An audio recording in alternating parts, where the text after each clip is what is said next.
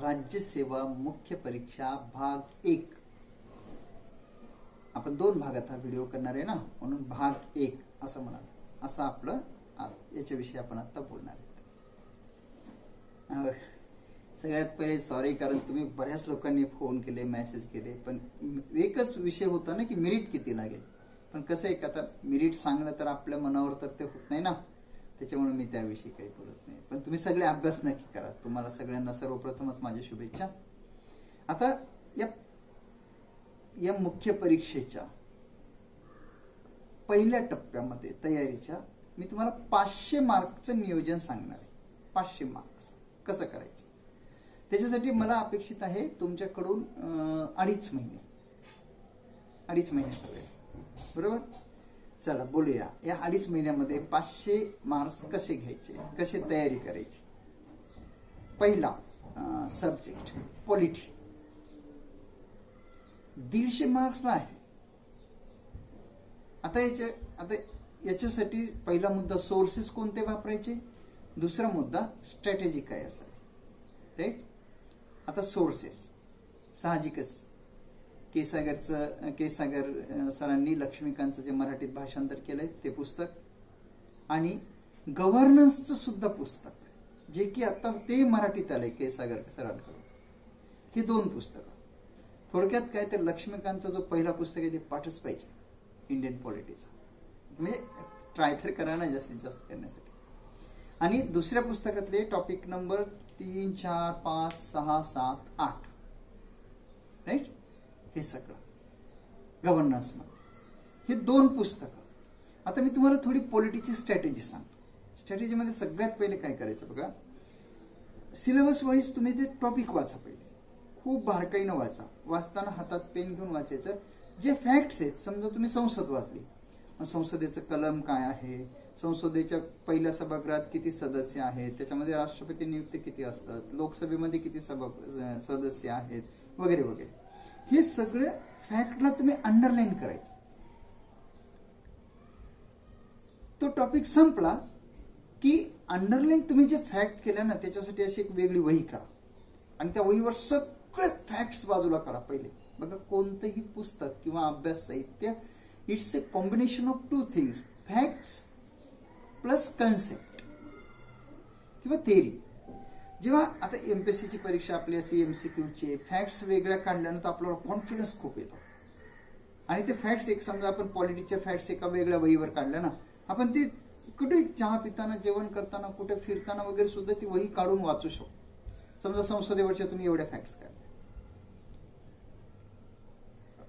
आणखीन कशावरच्या फॅक्ट काढल्या, राज्य विधानमंडळाच्या काढल्या, सगळं काय पंचायत राजच्या काढल्या. फॅक्ट्स वेगळ्या करा पहिले पॉलिटीमधल्या. राईट. काय म्हणलं, लक्ष्मी पुस्तक व्यवस्थित वाचायचं, वाचताना फॅक्ट्सला अंडरलाईन करायचं, टॉपिक संपलं की ते फॅक्ट्स एका वहीवर लिहून काढायचं. First part of strategy. Second, तो टॉपिक वाचून झाल्यानंतर आजपर्यंत म्हणजे 2012 पासून नाही का, की आयोगानं त्या टॉपिकवर कोणते प्रश्न विचारले ते प्रश्न पाहायचे. चिंतनात्मक पहा, नुसतं बरोबर पाहू नका की आपल्याला किती येते. तसं नाही. प्रश्न तेव्हाच बरोबर येतील जेव्हा अभ्यास पूर्ण झालेला असेल.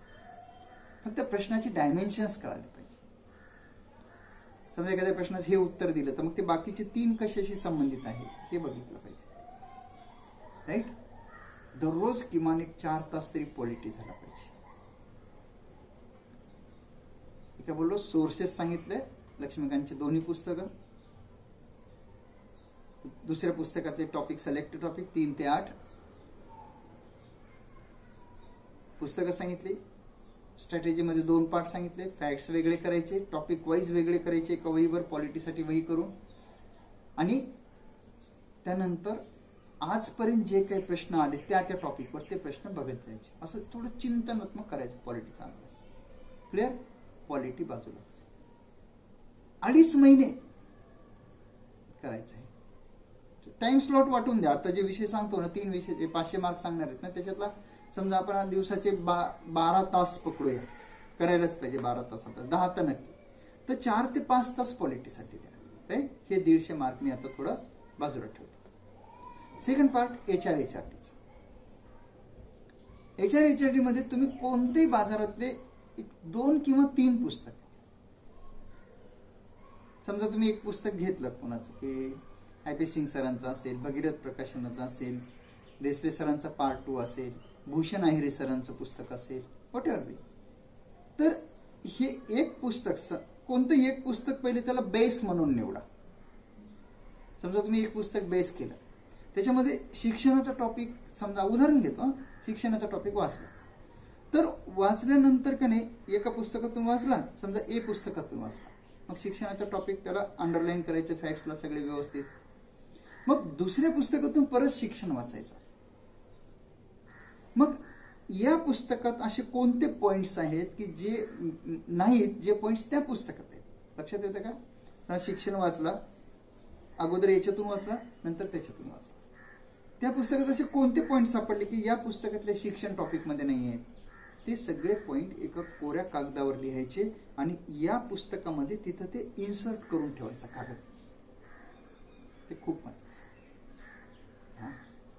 का तुम्ही 2 किंवा 3 पुस्तक वापरायलेत, पण तयार किती करायला शेवटला? एक पुस्तक. All things must be under one roof. कारण हा खूपच कंटेंट ओरिएंटेड विषय आहे. मग असं एक पुस्तक तयार करा, 2 पुस्तकं वापरून एक पुस्तक तयार करा आणि शेवटच्या टप्प्यात रिव्हिजनसाठी तर मी तुम्हाला स्पष्ट सांगतो, भूषण अहिरे सरांचं पुस्तक पाठच पाहिजे. एवढं त्याला नंतर रिव्हिजनला करा त्या पुस्तकात. राईट? मी काय बोललो, इथं HRHRD साठी मी तुम्हाला 2 कन्सेप्ट सांगितल्या. एक 2 किंवा 3 पुस्तक वापरून एका पुस्तकामध्ये ते ऍडिशन करून ठेवायचं, all things under one roof. Second, जशी आपण पॉलिटीला फॅक्टसाठी वही केली होती ना, तशीच फॅक्टसाठी वही तुम्ही HRHRDला करायची. HRHRDच्या सुद्धा फॅक्ट वेगळ्या करायची. फॅक्ट वेगळ्या का करतोय याचे 2-3 कारण मी तुम्हाला सांगतो. 1, लिहिलं की एकदा हाताखालून जाते, लक्षात बसते. 2, इझी टू हँडल वही होते, ती पाहिजे तेव्हा हाताळू शकतो आपण. आणि 3, फॅक्ट माहित असले की कॉन्फिडन्स येतो, म्हणून फॅक्ट्स वेगळे करतो. क्लिअर? आपण HRHRDचे आणि पॉलिटीचे फॅक्ट वेगळे केले आणि ही स्ट्रॅटेजी सांगितली. 300 मार्क झाले. राईट? तिसरा विषय, मराठी इंग्लिश ऑब्जेक्टिव्ह. फ्रेंड्स, तुम्ही मागचे काही सक्सेसफुल कॅन्डिडेट्स बघा, खास करून जे पहिल्या टॉप पोस्ट मिळवलेले, त्यांचे 3 सब्जेक्टला खूप चांगले मार्क आहेत. Marathi English objective, polity, HRHRD. तर मराठी इंग्लिश ऑब्जेक्टिव्हला काय करा, समजा तर तुम्ही दररोज 4 तास पॉलिटी केला, 4 तास HRHRD केला, तर 2-4 तास उरतात, तेवढे मराठी इंग्लिशला द्या. ग्रामरला, ऑब्जेक्टिव्हला, मराठी इंग्लिश ऑब्जेक्टिव्ह 100 मार्क, म्हणजे 400 मार्कचं बोलतोय आता मी सध्या, 100 मार्कचं पुढे चालू. ते मराठी इंग्लिश ऑब्जेक्टिव्हला काय करायचं, आता जे काही बाजारात पुस्तकं आहेत, मोरा वाळंबे सरांचं नवीन एडिशन आहे किंवा आपलं पाल सुरी सरांचं इंग्लिशसाठी आहे, वॉटेव्हर, तर त्या पुस्तकातून एकदम सिलेबस ओरिएंटेड 2 गोष्टी तुमच्या पुढे असल्या पाहिजे मराठी इंग्लिश ऑब्जेक्टिव्हचा अभ्यास करताना, सिलेबस आणि प्रिव्हियस क्वेश्चन पेपर. आणि या प्रिव्हियस क्वेश्चन पेपर मध्ये एक वेगळा अनोखा मुद्दा मला तुम्हाला सांगायचा, ते म्हणजे STI PSIचे जे क्वेश्चन पेपर आहेत ना मेन्सच्या, ते सुद्धा तुम्ही बाळगा सोबत लँग्वेजच्या. मग तुम्हाला खूप मोठं साहित्य. आणि जसं मी पॉलिटीला आणि HRHRDला फॅक्टसाठी वह्या करायला सांगितल्या, तसं मराठी इंग्लिशला फॅक्टला वही नका करू, पण एक मित्र निवडा ज्याच्यासोबत आपलं अभ्यासापुरतं का होईना पटेल. मग त्या मित्रासोबत दररोज एक टॉपिक ठरवून द्या, सब टॉपिक ठरवून द्या, मराठीचा ठरवा किंवा इंग्लिशचा ठरवा. एखादा तास अभ्यास करायचा आणि दररोज 1 तास त्याच्यावर डिस्कशन करायचं. दररोज 1 तास किंवा अल्टरनेट डेला करू शकता. आज मराठी, उद्या इंग्रजी, आज मराठी, उद्या इंग्रजी, असंही करू शकता. आता कोणी म्हणाल की सर मला दररोज 2 विषय नकोत, काही प्रॉब्लेम नाही. 8 दिवस पॉलिटी करा, 8 दिवस HRHRD करा, पण मराठी इंग्लिश दररोज चालू ठेवा. You can manage your own schedule, no issue of it. But मला फक्त स्ट्रॅटेजी सांगायची होत्या, सोर्सेस सांगायचे होते, नेमकं काय करायचं ते सांगायचं होतं. बघा, polity 150 mark, HRHRD 150 mark, 300 mark झाले. Marathi English objective 100 mark, 400 mark झाले. आता याला मराठी इंग्लिश डिस्क्रिप्टिव्हचा पेपर. हे कसा करायचा बघा, काय काय येतं त्याच्यामध्ये, निबंध, ट्रान्सलेशन आणि सारांश, हेच मराठीत हेच इंग्रजीत. शनिवारी काय करा, एक मराठीचा निबंध लिहून पहा, एक मराठीचा सारांश करून पहा, एक मराठीचं भाषांतर करून पहा. बरोबर. रविवारी हे सेम इंग्रजीत रिपीट करा. बघा 2.5 महिन्यामध्ये आपल्याला कमीत कमी 10 ते 12 किमान हे मिळतात. शनिवार 10 ते 12 रविवार, म्हणजे 10 ते 12 एसे होणार, 10 ते 12 सारांश होणार, 10 ते 12 ट्रान्सलेट होणार, मराठीचे तेवढेच, इंग्लिशचे तेवढेच. झालं ना विषय. राईट. तर हे थोडं सिस्टमॅटिक केलं ना, तर 2.5 महिन्याचं एक मी टार्गेट ठेवलं तुम्हाला की बाबा तुम्ही म्हणाल की मग इतिहास भूगोल नाही, याच्यात तुम्ही घेता इकॉनॉमिक सायन्स टेक्नॉलॉजी, ते घेऊ ना आपण सगळंच. कारण ते ना बऱ्याच जणांचा प्रिलिम्सला अभ्यास झालेला असतो, आता तुमचा इव्हन कंबाईनला झालेला आहे, त्यामुळे ते आपण ते इझी आहे म्हणून थोडं बाजूला ठेवलं. पण हे स्कोरिंग आणि इथं आपण फोकस करायला पाहिजे असं मला जाणवलं मागच्या काही वर्षाचा विचार केला तर टॉपर्सच्या मार्क्सचा.